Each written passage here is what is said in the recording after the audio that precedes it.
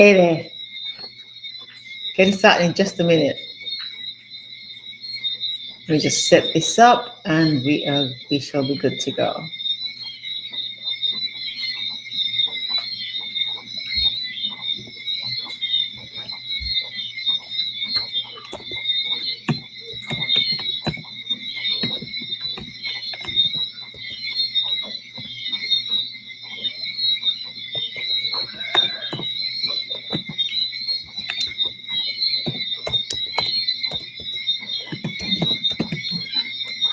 All right.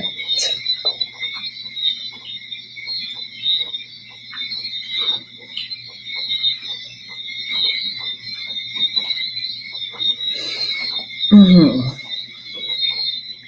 All right. Good evening, everyone. Well, I'm saying good evening because where I am, it's evening.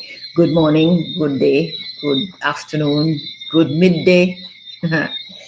Welcome to day number 29. Day number 29 of my 45 days. The beginning of a new week. Today's Monday. We're all back at work. Um, and whether we're working at home or out and about, Monday is always day one. You know, Monday is when we begin things, and I want to do something a little bit different today.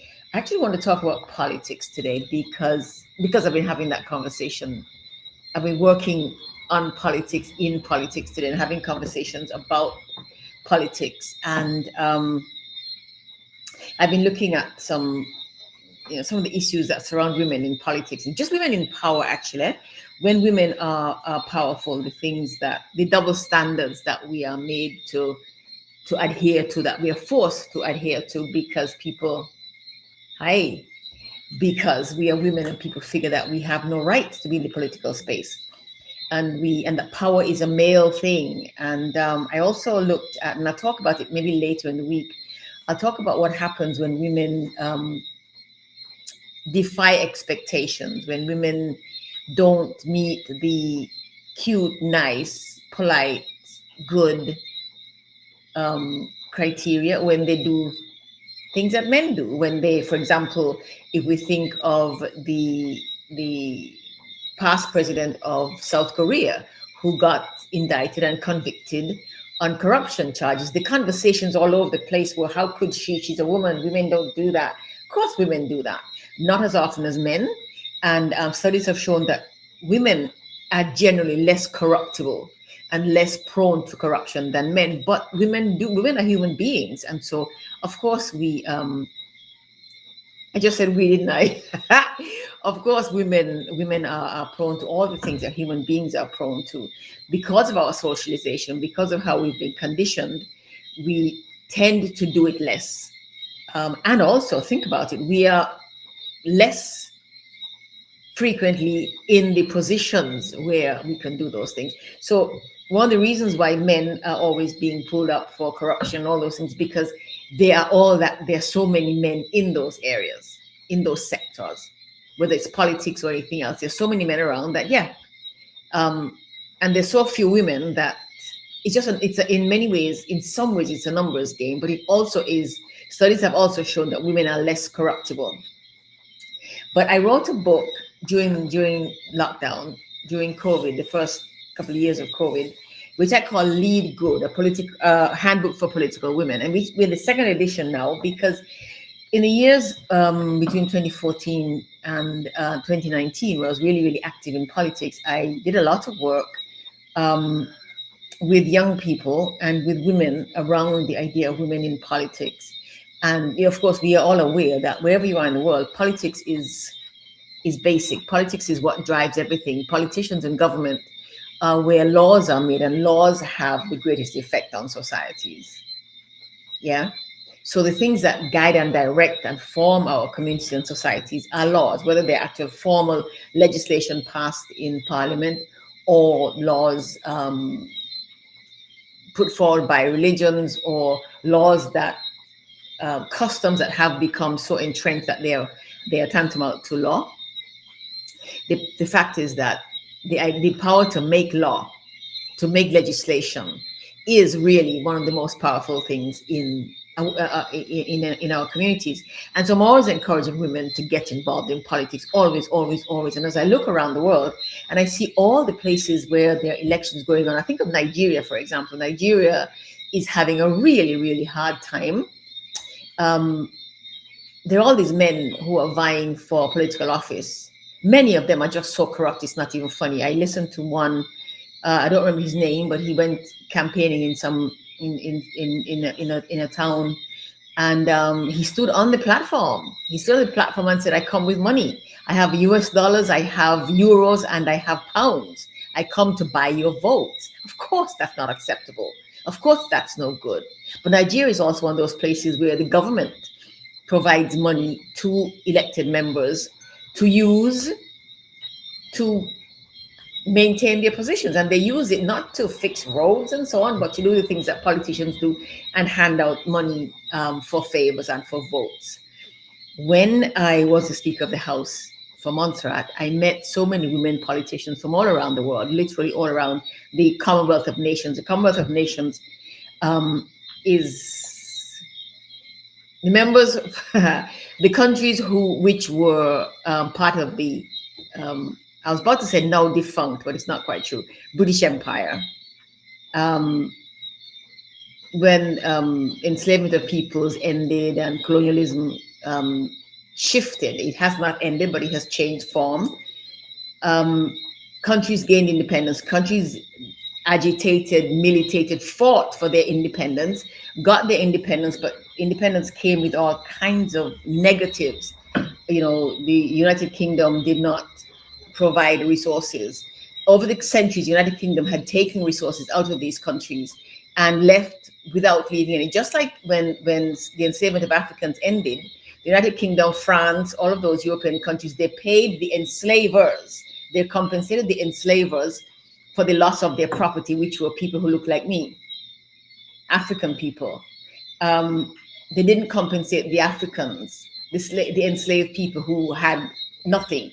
As a matter of fact, in the Caribbean, for example, they after the enslavement, after the abolition of slavery, the Africans were forced, they don't know the word, they were forced to into an internship, apprenticeship, sorry, for I think 3 years, 5 years, and of course in many instances much more than that, because because the system is just nasty, just really, really nasty, and no good for anyone.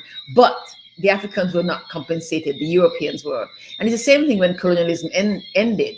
The Europeans took everything out of the countries, left no resources, left no support for the countries to rebuild. And so you have countries which are still struggling 50, 60 years after independence, are struggling mightily because the resources are really not theirs. And the pressure and the exploitation of Europeans, from Europeans, continues. Europeans and Americans and so on. The exploitation has not ended. It has just changed form. And so Nigeria, as terrible as conditions there seem to be, is not unique. And it's not happening just because Nigerians are such awful people. Not at all, not at all.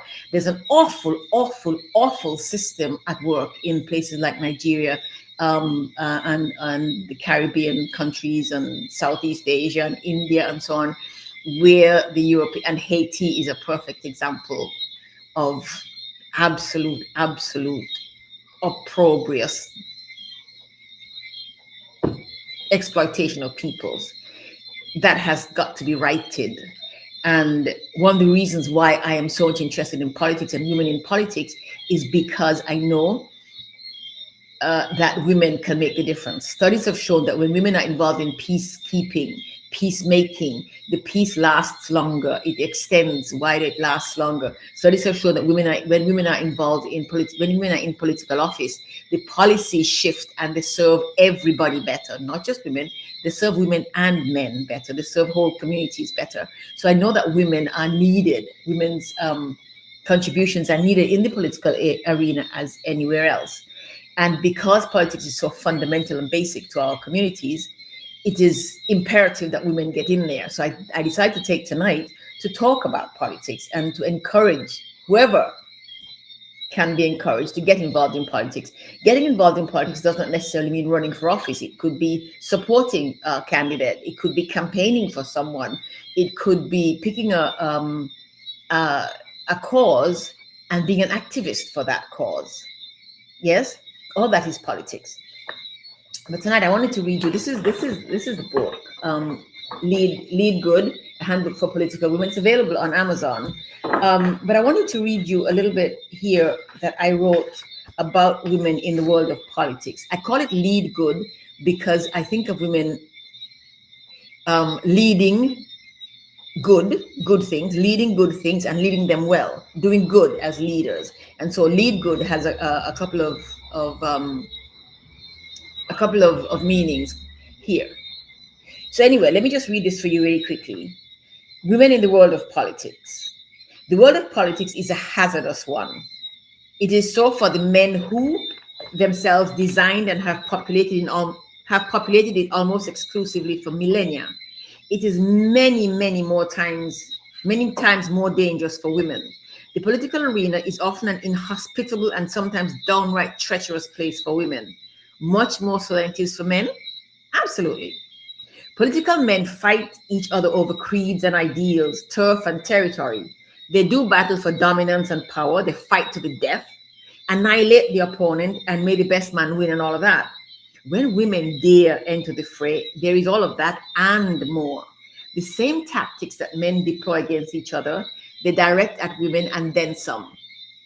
There's a particular kind of violence that men reserve for women that they apply in addition to the already often vicious fight for political office, which is one of the reasons why so many women are reluctant to enter politics. It is a dangerous and violent game in many countries. Many women have lost their lives. Many women have lost their lives for daring to get engaged in politics. In the minds and belief systems of many people in every part of the world, not one country yet excepted, women in politics is yet another instance of women challenging men's dominance and, to many, the supposedly divinely ordered supremacy of men. For these people, this is another instance of women attempting to usurp the established authority and primacy of men. It is not right that women do so, they insist. This movement must be stopped, they believe, for the good of all, even if it means that women must die, literally. Because of the latitude that men are granted everywhere, women in politics are at far greater personal and reputational risk than men. So not just physical risk, yeah? Because women are held to standards so very different to those applied to men, women's reputations often are destroyed with an ease and a ferocity that men's never are. And I don't have to tell you about the 2016 campaign in the United States between Donald Trump and Hillary Clinton. Donald Trump was grabbing women by the pussy, grabbing women by the whatevers, and he was excused. He was apologized for. He was overlooked. He was voted in. And Hillary Clinton, there was something about her, the emails that went missing, supposedly, and the server that she used at home, which was not government issue, etc., not secure. All of those were held against this woman, so much so that she lost. She lost. She didn't lose the popular vote, but because the American system is a little bit complicated and just complicated. And however, the people who wanted a president did not want her. They wanted Donald Trump with all of the things that he came with. And of course, now we see what's happening with the FBI raids and so on. And that's what happens. Women are held to these standards, which are so much higher and so onerous. So because women are held to standards so very different those applied to men, women's reputations are destroyed with an ease and a ferocity that men's never are. Men behave in the worst of ways and get absolved. They are allowed. Women are destroyed merely for being, for daring. Women who seek to enter politics must therefore be strong, intelligent, ambitious, characteristics for which men are rewarded and praised, but women are decried, resisted, and too often destroyed. Women don't even have to do anything negative to receive this treatment, but they are vilified and attacked in these ways because of that one thing, the otherness element, the feminine aspect, simply women's womanness. The attacks also often have an added dimension of physical brutality. Women are massacred figuratively and literally for daring to vie for political office and power, for daring to upset the social, political, cultural status quo, for daring to want to lead. There's some more here. I make note, for example, the women who have we've seen their blood: Indira Gandhi, Benazir Bhutto, Berta Cáceres, Joe Cox, Marielle Franco in Brazil, Joe Cox in London, Berta Cáceres, Benazir Bhutto, Indira Gandhi. All of these women were killed.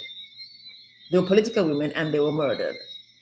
In a few years ago, I led a group for the Commonwealth Parliamentary Association in the Department of Jordan on, in fact, that political violence against women.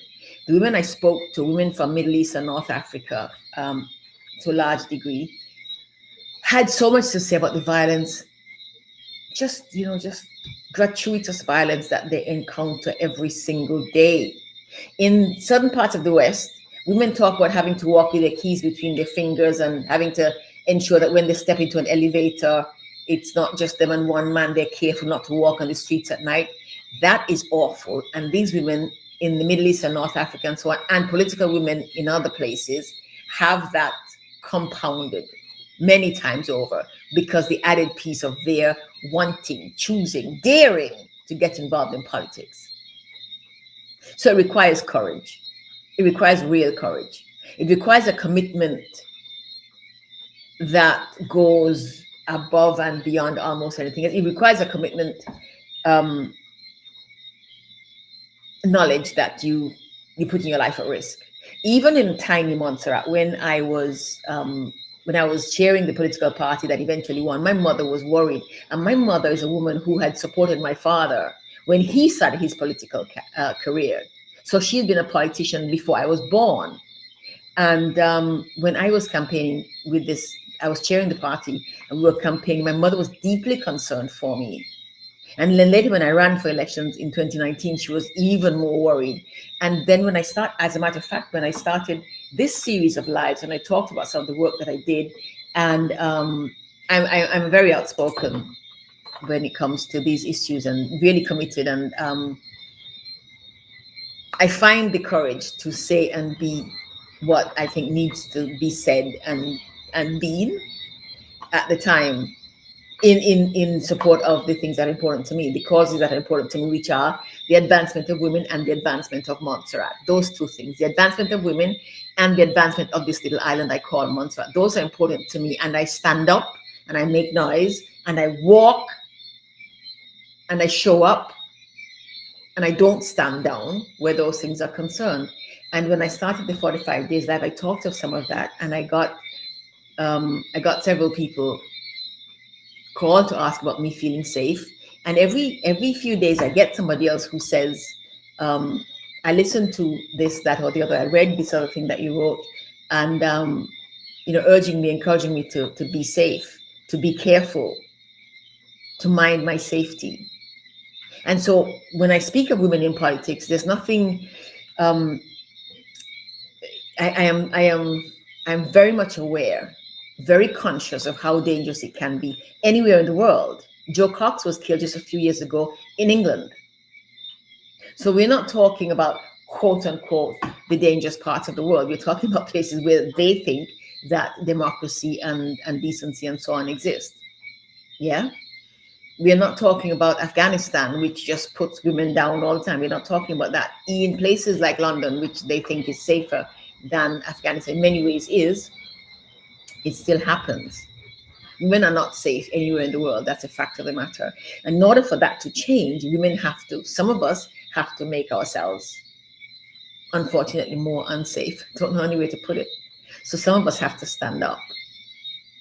Some of us have to stand up and be counted and make the noise. Remember in 2013 or 2012, in China, I was at CIAS University doing some training with young girls, college students, women's leadership training. And there was the United Nations Day, Stand Up, Make Noise.